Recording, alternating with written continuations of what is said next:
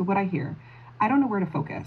You can kind of hear that kind of like maybe a little bit of overwhelm, maybe a little bit of frustration, anxiety, stress, right? There's so much going on. You can hear all of that.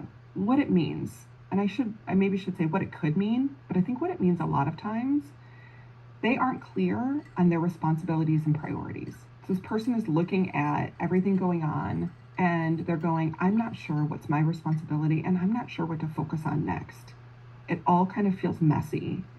Here's the other thing they might be saying, and that is, I feel like I'm supposed to know and I don't.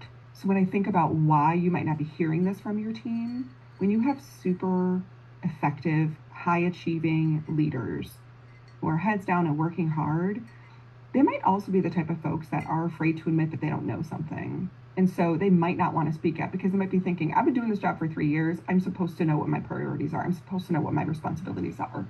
What they don't take into consideration is the way that things shift and change. So what's going on? Staffing changes have shuffled responsibilities. I see this so frequently. And I will tell you, the vast majority of my clients, when I ask them that simple question of, do you have a job description? Do you know what your roles and responsibilities are? The answer more often than not is no. And it's usually related to the fact that there have been significant reorgs.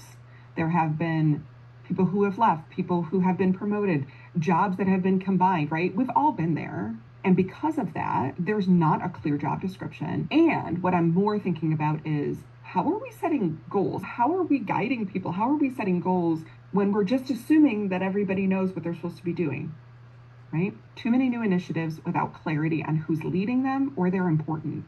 We've all sat in an admin or a team meeting and we're brainstorming or problem solving around something. We come up with a solution. We come up with an idea.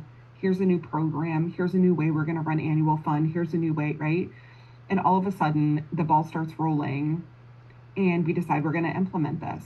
And we think we're being clear. Again, this is a moment to pause and say, is it really clear who's leading, who's contributing, who's collaborating? Is it really clear how we prioritize this thing amongst all the other things that we have going on? Does it rise to the top? Do I set something to the side? What is that? And again, this is a lot from a communication standpoint. This is a lot of, we talked about it. We're all in our heads and we're thinking about it. And you have multiple people who are thinking that they know, like I know what the timeline is, how this is prioritized, but nobody's actually saying it out loud.